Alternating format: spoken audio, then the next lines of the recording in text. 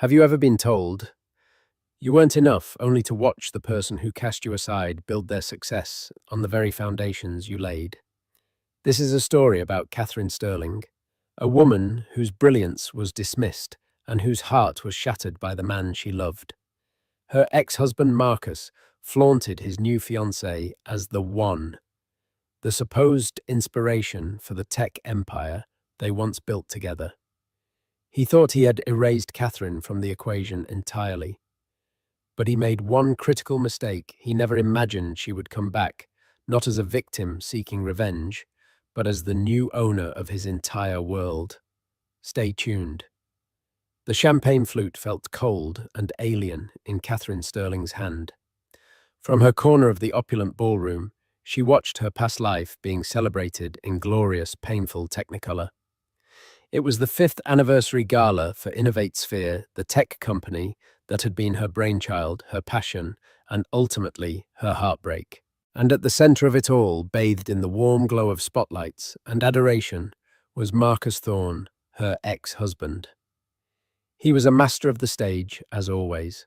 Tall, with a smile that could disarm venture capitalists, and a voice that wrapped around buzzwords like synergy and disruption, as if he'd invented them. He was telling the story of Sphere's genesis, a story Catherine knew better than anyone, except in his version she was a ghost. 5 years ago, Marcus boomed his hand, sweeping across the room of tuxedos and designer gowns. I had a vision to create a platform that would not just connect people, but understand them, a digital nervous system for the modern age. Catherine took a sharp, quiet breath. His vision. She was the one who had spent sleepless nights, fueled by stale coffee and an obsessive fire, writing the foundational code. She had designed the core algorithm, the digital nervous system he so poetically described. It was her sweat, her intellect, her very soul embedded in the company's DNA. Marcus had been the salesman, the charismatic frontman, who translated her complex genius into digestible soundbites for investors. They were supposed to be a team. Then, Isabelle Renault had drifted into their lives.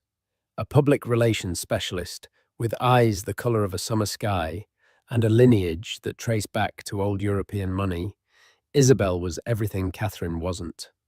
Where Catherine was reserved and analytical, Isabelle was effervescent and socially adept. Where Catherine found beauty in the elegant logic of code, Isabelle found it in couture and a well-placed society mention. Marcus had been utterly mesmerized. The end had been swift and brutal.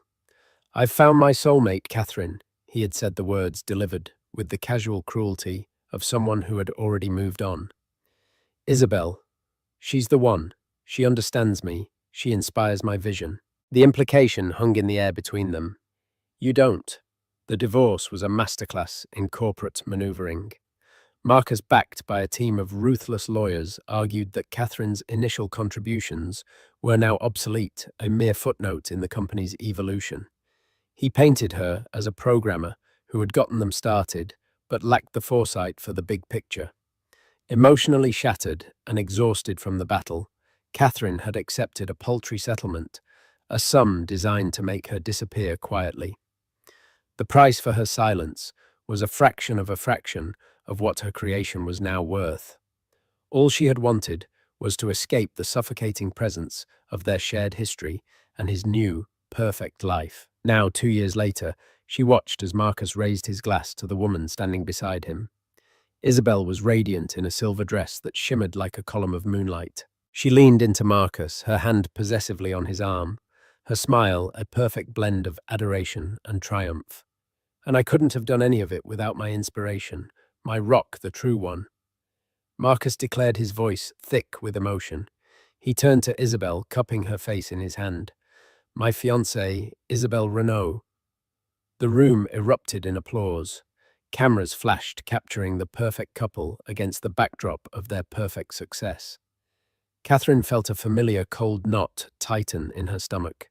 It wasn't just jealousy or the sting of betrayal anymore. It was a deep, chilling sense of erasure. He hadn't just left her. He had rewritten their history and cast himself as the sole protagonist. He had taken her life's work and credited it to the woman who had replaced her. She placed the untouched champagne flute on a passing waiter's tray. She hadn't come here to torture herself. She had come for a reason: to observe, to understand the state of play, to see the machine she had built and assess its current operator. As she turned to leave, her gaze accidentally met Marcus's across the crowded room. For a fleeting second, his triumphant smile faltered. He saw her. A flicker of something annoyance surprise crossed his face before he masked it with a dismissive smirk. He gave a tiny, condescending nod, as if acknowledging a former, long-forgotten employee, before turning his full attention back to Isabel, pulling her in for a deep, performative kiss. Catherine didn't flinch. She simply held his gaze for a moment longer, a silent promise passing between them that only she understood. He thought she was a ghost in his machine. He was about to find out that she was the one who knew how to flip the switch. As she slipped out of the ballroom and into the cool London night, a single thought echoed in her mind: game on Marcus. The 2 years since the divorce had not been spent in quiet mourning. Catherine Sterling had not, as Marcus probably imagined, faded into obscurity, working a low-level coding job in some forgotten corner of the tech world. The settlement, while insulting, had been just enough. Enough to buy her time. Enough to buy her freedom. Enough to rebuild. Instead of hiding, Catherine went back to the one place that had always made sense: the world of pure, unadulterated intellectual challenge. She enrolled at MIT under a visiting researcher program, not for a degree, but for access. Access to the brightest minds, the most advanced theories, and the bleeding edge of computational science and artificial intelligence. She shed the identity of Marcus Thorne's ex-wife and became Catherine Sterling, the quiet, fiercely intelligent researcher whose insights into neural networks left professors speechless. She published papers under her own name, her work dissecting the very kind of predictive analytics that InnovateSphere was only now beginning to commercialize. While Marcus was busy with press releases and product launches, Catherine was building the future. It was during a symposium in Geneva that she met Damien Chevalier. Damien was a legend, a phantom in the world of high finance and technology. He was a French-Swiss billionaire who had built his empire, Chevalier Holdings, with an almost preternatural ability to see 5 moves ahead of the market. He was intensely private, rarely photographed, and his name was spoken in tones of reverence and fear on trading floors from New York to Hong Kong. He was tall and impeccably dressed, with sharp, discerning eyes that seemed to analyze everything with a calm, unnerving precision. He hadn't attended her presentation, but he had read her paper. He found her afterward while she was packing her laptop away from the networking crowds. "Ms. Sterling," he said. His voice was a low, cultured baritone with a faint French accent. "Damien Chevalier, your work on recursive sentiment analysis is formidable." Catherine was taken aback. People rarely approached her so directly. "Thank you, Mr. Chevalier. You argue that current commercial models are flawed," he continued, getting straight to the point. "That they mistake correlation for causation. That they are, in your words, a sophisticated parrot, not a true oracle. I believe they lack a foundational understanding of intent." Catherine replied, her passion for the subject overriding her natural reserve. "They can predict what a person will buy next, but not why. The why is the holy grail." Damien studied her, his gaze intense. It wasn't the predatory gaze of an investor sniffing out a product, but the appreciative look of a grandmaster recognizing another. "And you believe you know how to build the oracle." That conversation was the beginning. Damien didn't want to just invest in an idea. He wanted to partner with the mind that created it. He saw in Catherine what Marcus had either been too blind or too arrogant to see. Not just a coder, but a visionary. He set her up with her own private R&D lab, a skunkworks project funded by a blank check from Chevalier Holdings. He gave her a team of the best engineers he could find, and one simple directive: build the Holy Grail. For the next 18 months, Catherine worked with a singular focus she hadn't felt since the early days of Innovate Sphere. But this time, there was no charismatic salesman to dilute her vision or claim it as his own. She and Damien had weekly calls, intense, hours-long discussions that ranged from quantum computing to Stoic philosophy. He was more than a benefactor, he was an intellectual sparring partner. He challenged her assumptions, sharpened her focus, and for the first time in years, made her feel seen. Truly seen. Their relationship was strictly professional, yet it held a depth of mutual respect that was more intimate than any romance Catherine had known. He never once mentioned her past Innovate Sphere or Marcus Thorne. It was as if he understood that her history was irrelevant to the future she was capable of building. One evening, during a video conference, Catherine was walking him through her latest breakthrough, a predictive engine that could analyze not just data, but the emotional and ethical intent behind it. It was revolutionary. "This is extraordinary, Catherine," Damien said, his usual composure giving way to genuine awe. "It's almost ready," she said, a rare, proud smile on her face. "The oracle is learning to speak." There was a pause. Then Damien leaned forward, his expression shifting. "It needs a world to practice on," he said thoughtfully. "A vast existing dataset to truly test its limits. A system with millions of users, already established infrastructure, but inefficient leadership." Catherine's breath caught. She knew exactly what he was alluding to. "What are you proposing?" "Damien Innovate Sphere," he said, the name sounding foreign in his accent. "I have been following them. Their stock is stable, but their growth has plateaued. They are ripe for an acquisition. Their current platform would be the perfect sandbox for your engine. We could integrate your technology, and within 6 months, we would dominate the market completely." Catherine stared at his image on the screen, her heart pounding. The thought was both terrifying and intoxicating. Returning to the world that had cast her out, not as a ghost, but as a conqueror. "Marcus is still the CEO." She stated the name, feeling like ash in her mouth. "For now," Damien replied, a cool, dangerous glint in his eye. "Leadership can be restructured. The question is, Catherine, are you ready to go back and claim the kingdom you built?" She thought of Marcus on that stage, crediting his fiancée with her life's work. She thought of the condescending nod, the dismissive smirk. She thought of the years she had spent building herself back up from the rubble of their marriage. "Yes," she said, her voice clear and steady. "Yes, I am." The annual Tech Forward Summit in San Francisco was the epicenter of the industry. A sprawling 3-day event where deals were made, futures were forged, and egos were on full display. Catherine typically avoided such spectacles, but Damien had insisted. "It is time," he'd said, "for people to see you again. Not as a memory, but as a presence." She was standing near a minimalist display for a new AI robotics firm when she heard his laugh. It was unmistakable, a loud booming sound designed to draw attention. Catherine's shoulders tensed instinctively. She turned, and there he was, Marcus Thorne, holding court. He was surrounded by a small group of journalists and junior executives, all hanging on his every word. And on his arm, as always, was Isabelle Renault, looking immaculate in a crisp white pantsuit.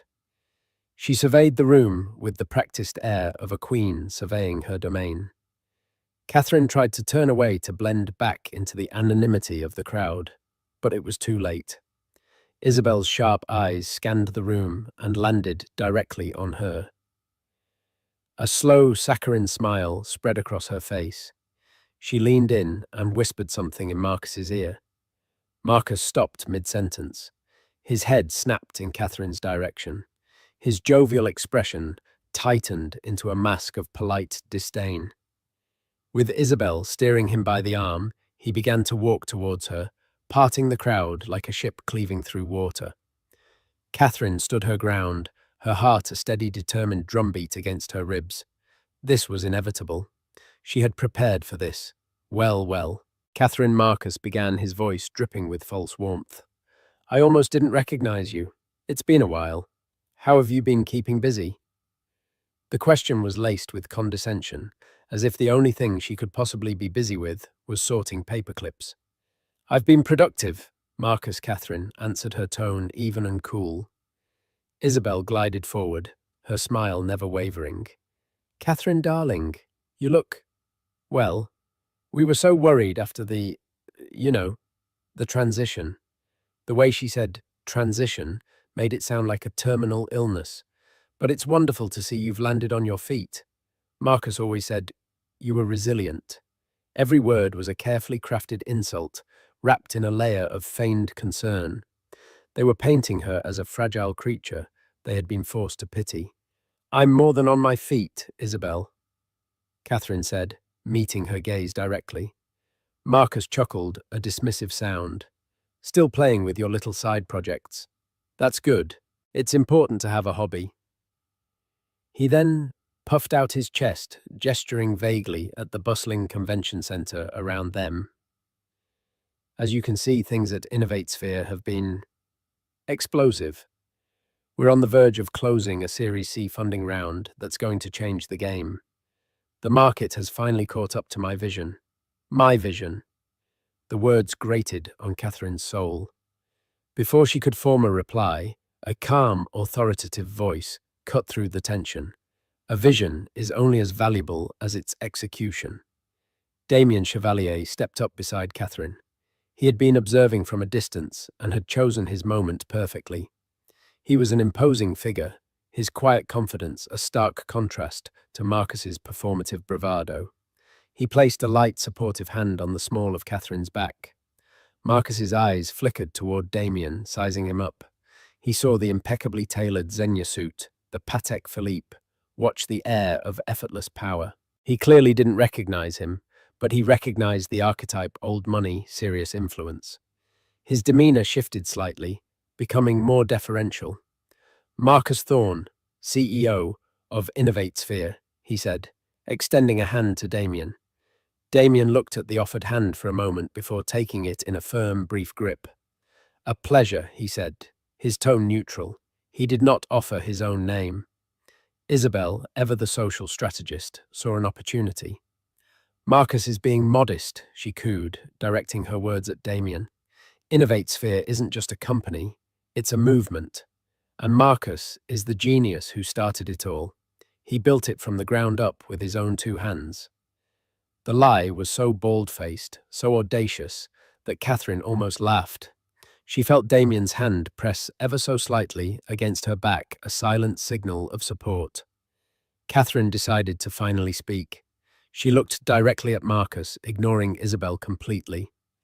A company is more than its CEO, Marcus. It's the code. It's the foundational architecture.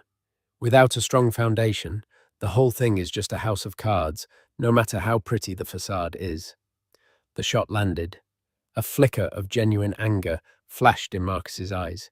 He knew exactly what she meant. He was about to retort when one of the journalists he'd been speaking to earlier rushed over. Mr. Thorne, a quick question about the rumors of an acquisition bid from an international conglomerate. Can you comment? Marcus visibly brightened, seizing the chance to reassert his dominance. I can't comment on specific rumors, he said, his showman's smile returning. But I can say this, when you're at the top of your game, everyone wants a piece of you. We're in a very, very strong position. The best is yet to come. He gave Damien a final appraising look, a hint of a challenge in his eyes, as if to say, see, this is my world. He then took Isabel's arm and allowed the journalist to lead them away back into the spotlight. As they departed, Damien turned to Catherine, his expression unreadable. A house of cards, he murmured, a thoughtful look on his face. An apt metaphor. And I believe a storm is coming. Catherine watched her ex-husband disappear into the adoring crowd. He was so confident, so sure of his place in the universe. He had no idea that the man standing beside her wasn't just another wealthy spectator. He was the storm. The explosive Series C funding round Marcus had been bragging about was a bust. The lead investor, a notoriously skittish venture capital firm from Silicon Valley, got spooked by a sudden market downturn and pulled out at the last minute. The news sent quiet shockwaves through InnovateSphere's upper management. Publicly, Marcus maintained his confident facade.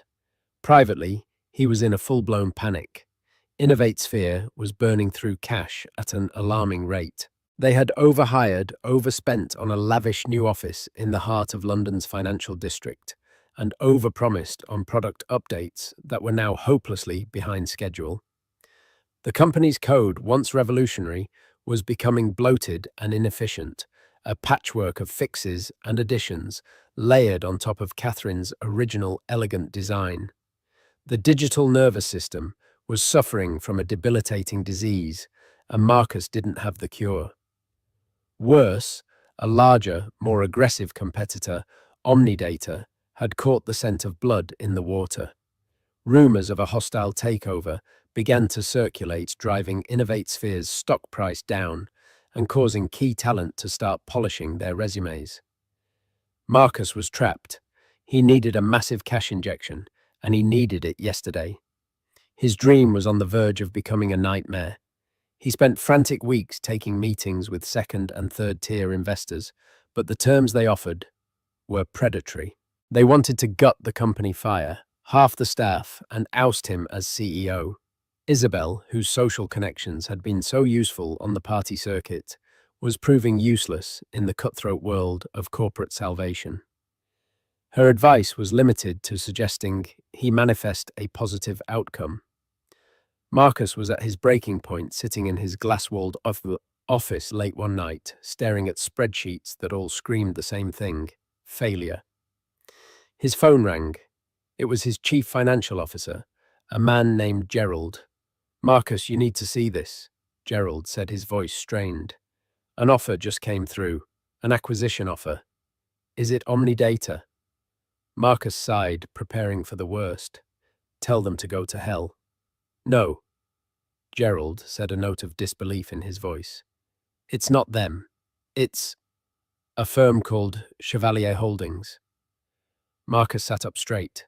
Chevalier Holdings. The Swiss group, I've heard of them. They're huge. A-list. What are they offering? That's the thing, Gerald stammered. They're offering to acquire 100% of the company. The price? Marcus, it's 40% above our peak market valuation. It's an insane number. It's more than a lifeline.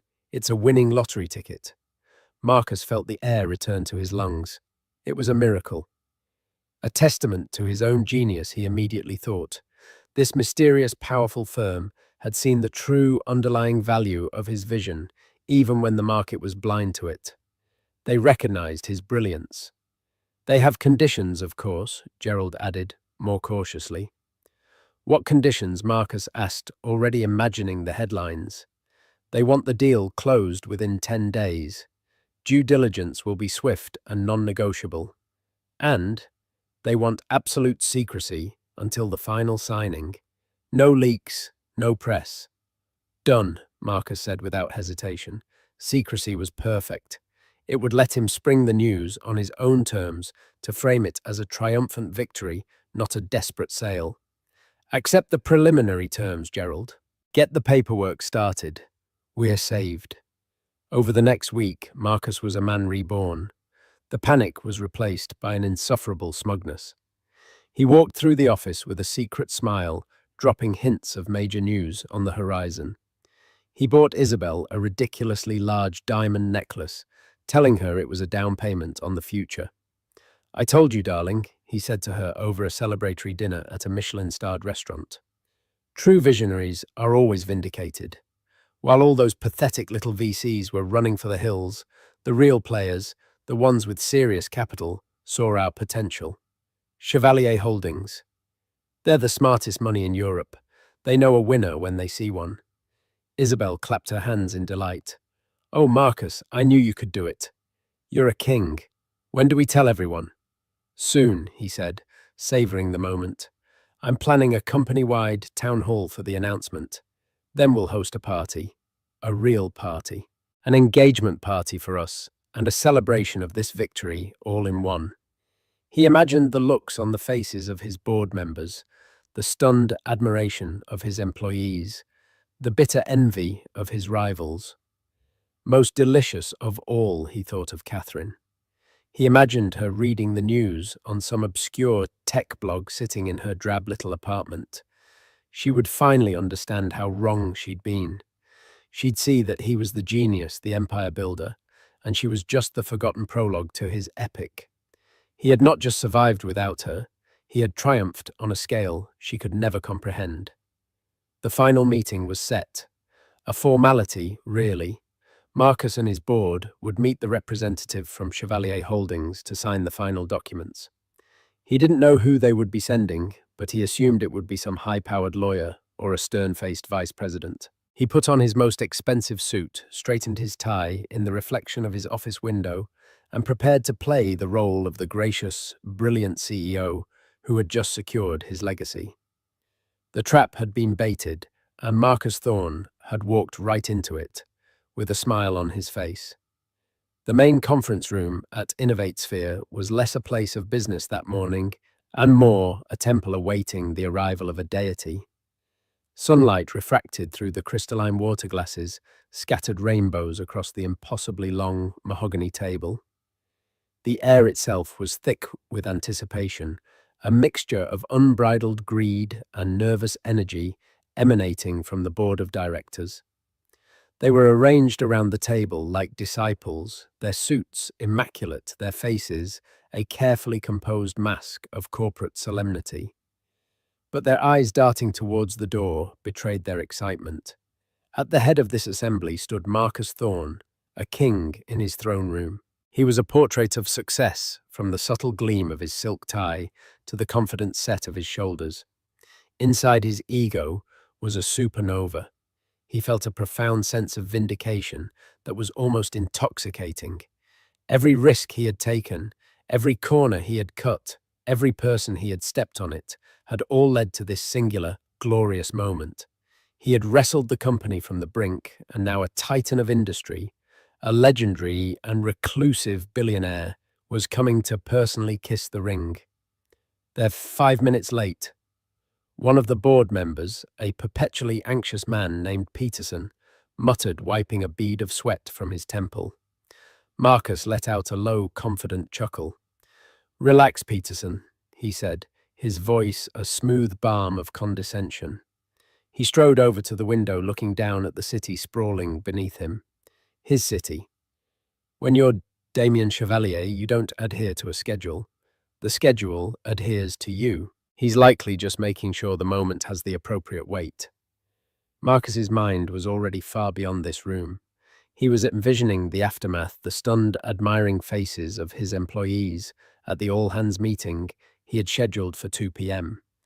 He pictured the envy in the eyes of his rivals as the news broke across the financial world.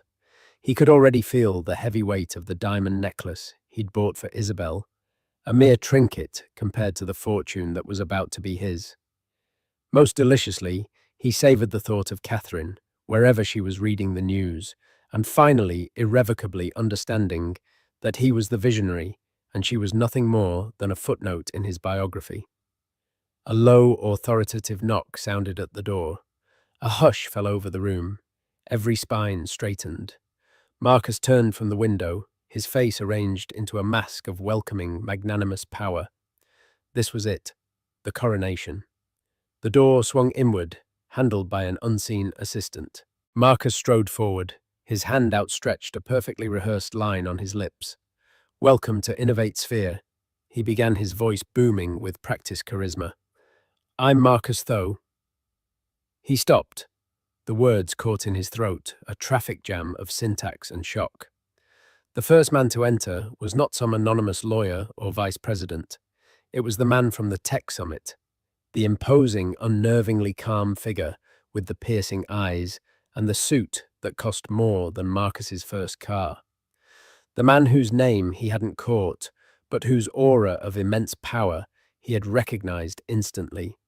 Marcus's brain, momentarily stalled, rebooted with a fresh surge of ego. It wasn't a representative. It was someone more important, a senior partner, perhaps. The man's eyes met his, and he offered a cool, thin-lipped smile that held no trace of warmth. "Mr. Thorne, we meet again."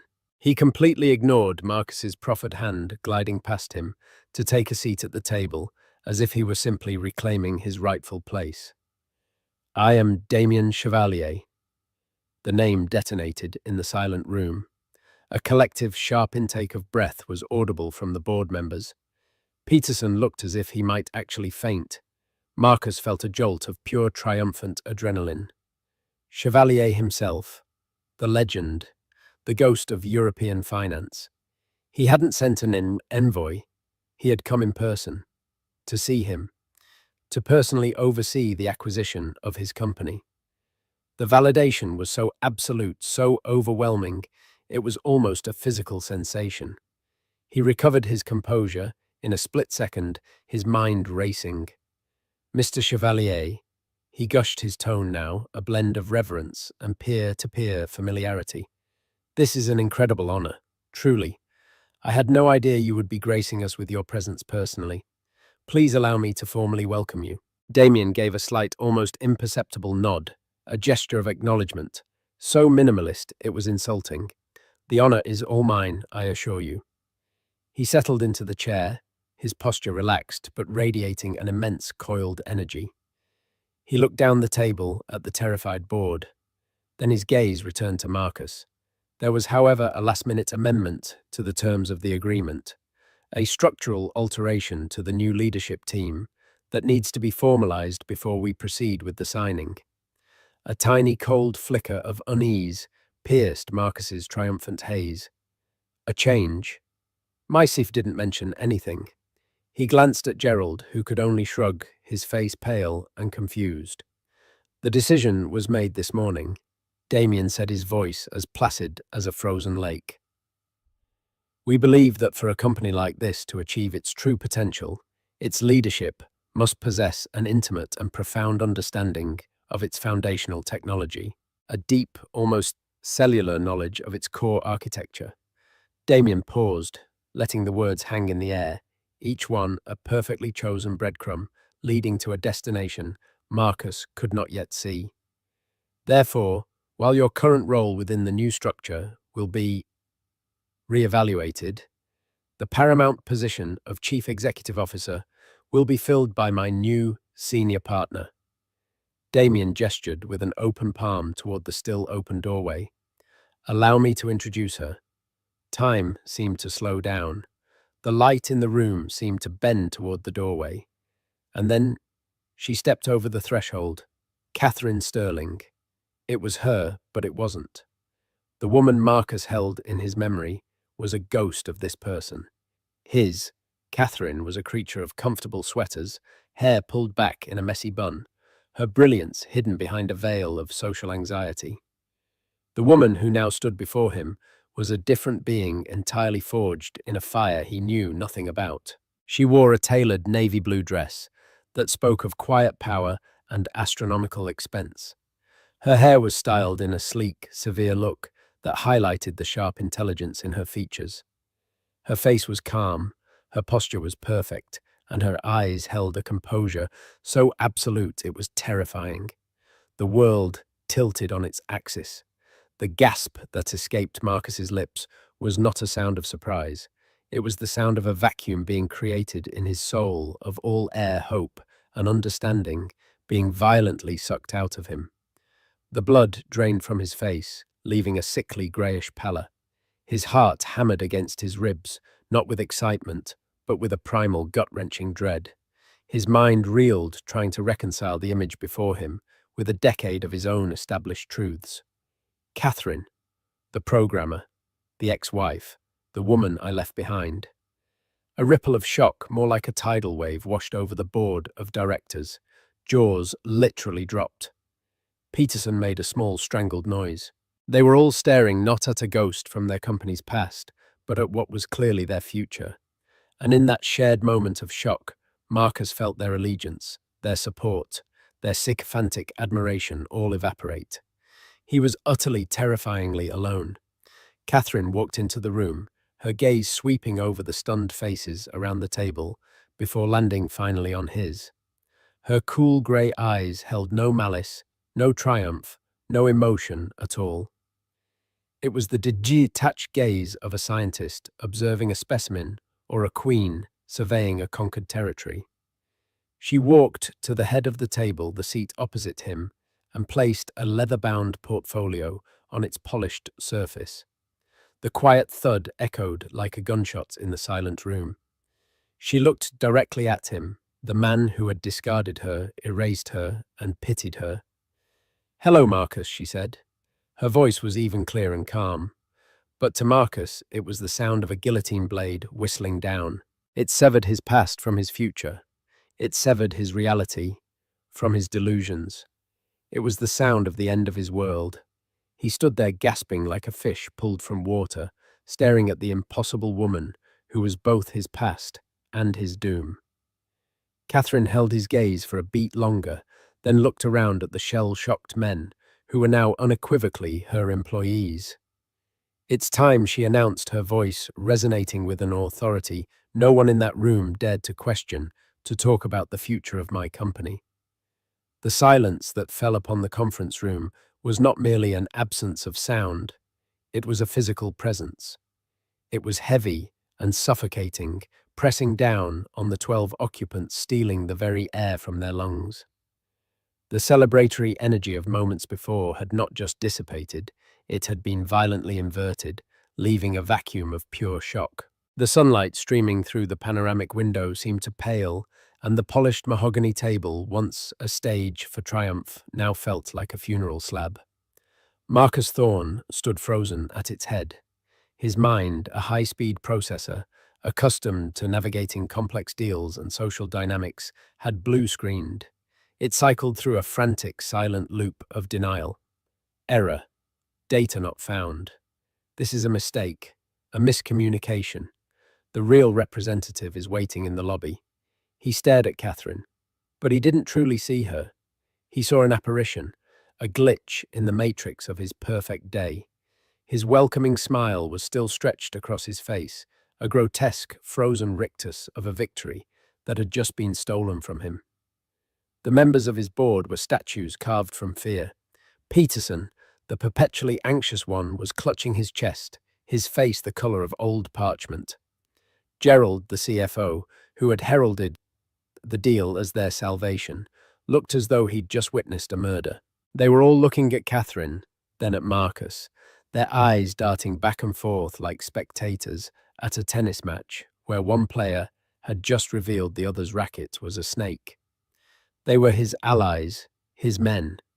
Yet in that moment, he felt the tectonic plates of their loyalty shifting catastrophically beneath his feet. He finally found his voice, a dry, cracking thing. What is this?" He rasped the words, scraping his throat.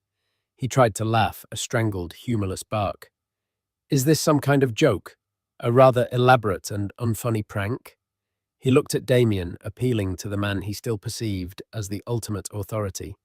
"Mr. Chevalier, I'm not sure I understand the theatrics."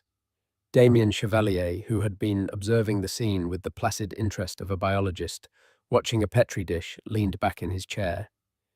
The leather sighed softly. "I assure you, Mr. Thorne, my firm has a portfolio worth over $200 billion. We do not engage in theatrics." His voice was calm, a surgeon's scalpel of a voice.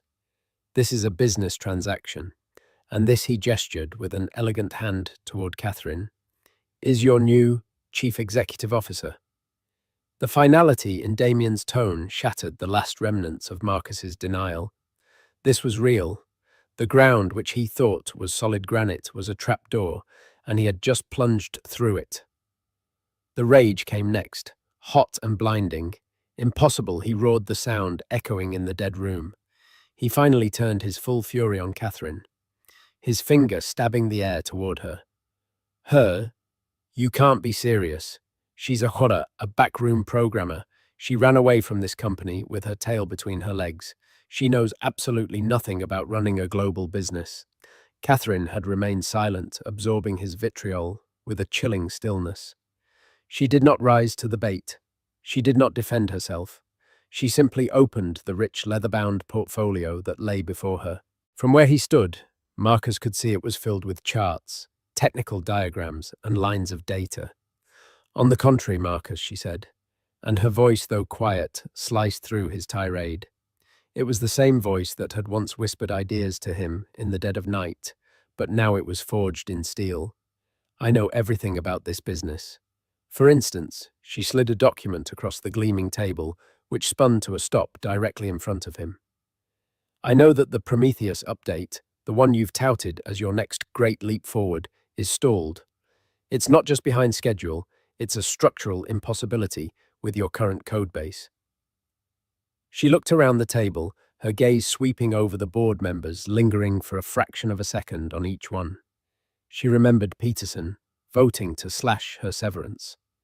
She remembered Gerald presenting the board with a valuation that minimized her early contributions to almost zero. They had all been complicit. "Your engineers," she continued, her voice a clinical lecture, "cannot integrate the new dynamic learning features without triggering a cascading failure in the legacy system. Do you know why? Because that system, my system, was an interwoven architecture designed for elegant scalability. You've spent the last 2 years bolting on crude, inefficient additions, like hanging vinyl siding on a cathedral. Now the foundation is cracking under the weight of your improvements." She pushed another file forward. "I also know that your cash burn rate is precisely £1.2 million per week, and that you had, by my calculation, 11 business days until your accounts would have been frozen. You weren't on the verge of a new era of innovation, Marcus. You were on the verge of total humiliating insolvency. Our offer wasn't a validation. It was an act of mercy you didn't even know you needed." The blood drained from Gerald's face. She knew their numbers better than they did. Stripped of his professional authority, exposed as a fraud in front of his board, Marcus fell back on his last, most bitter defense, the personal. His face twisted into a sneer. "I see what this is." He spat, his voice dripping with venom. "This is revenge. Pathetic, twisted revenge because I left you. Because I found someone better. This is all because I fell in love with Isabel." For the first time, a genuine emotion crossed Catherine's face. It was not anger or pain. It was a profound, almost weary pity. She almost laughed, a sad, empty sound. "Revenge," she repeated, testing the word, as if it were from a foreign language. "Oh, Marcus, you have always suffered from a vastly inflated sense of your own importance. You truly believe the universe revolves around you, don't you? That a multi-billion-dollar acquisition, a move involving months of planning and the restructuring of an entire international corporation, was all orchestrated because of your sordid little affair." She stood up slowly. Her quiet movement drew every eye. She was no longer just his ex-wife. She was a force of nature that had just swept through their lives. "Let me be perfectly clear. This was never about you. It was never about Isabel. It was about the work. It was about correcting a historical error.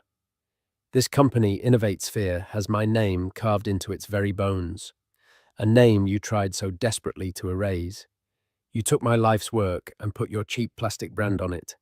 You built a flimsy, unsustainable house and told the world you were a master architect." Her eyes clear and grey as a winter storm bored into his. "I am not here to burn your house down in revenge, Marcus. I am here to restore it, to strip it back to the clean, powerful foundation I laid and build it properly this time. This isn't a demolition. It is a reclamation." Damien Chevalier, who had allowed Catherine to command the floor, chose that moment to deliver the coup de grace. His voice was soft, almost gentle, which made the words all the more devastating. "Mr. Thorne," he said, addressing the broken man, "when Chevalier Holdings considers an acquisition, we conduct a thorough audit of all assets. We assessed your personnel, your market position, your infrastructure, and we concluded that this company possessed only one truly invaluable asset. That asset was never your leadership. It was the elegant, revolutionary algorithm at the company's core, designed years ago by Ms. Thorne. Ms. Sterling, an algorithm whose profound potential you were never intellectually equipped to fully unlock. Damien paused, letting the silence amplify his next words. My partner here is the most valuable mind this company has ever had. You were simply the caretaker, a rather loud and inefficient one at that. And your services, he finished with chilling finality, are no longer required. Marcus staggered back as if he'd been physically struck. No longer required. The two words that defined his deepest fear, the ultimate verdict on his entire existence. Catherine picked up one final sheet of paper. Now she said, her tone all business, a CEO addressing a subordinate.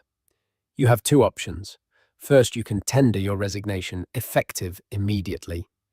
We are prepared to offer you a standard severance package, the details of which are here. She gestured to the paper. It is, of course, contingent on the signing of a comprehensive non-disclosure and non-compete agreement that will be rigorously enforced. She let that sink in before delivering the masterstroke. Or there is a second option. We are creating a new role. Head of Legacy Systems Transition. It's an important archival position. You would be tasked with documenting all the protocols and additions made over the last 2 years, essentially creating a detailed guide for the new engineering team on the systemic flaws they need to bypass. You would be reporting directly to the new Chief Technology Officer, who in turn will be reporting to me. She was offering him a cage instead of exile, a public prison where he would be forced to catalogue his own failures for the very people replacing him. He would be a living monument to his own mediocrity, a ghost haunting the halls of the kingdom he thought was his. The choice between a quick death and a slow public execution was no choice at all. A strangled, guttural sound of pure rage tore from Marcus's throat. He shoved his chair back so violently it toppled over, crashing to the floor. With a final, hate-filled glare at Catherine, he turned and stormed from the room. He wrenched the heavy door open, slamming it against the wall with a deafening crack, and was gone. The board members sat frozen and silent, awaiting their own sentences. Catherine looked at them, her expression unreadable.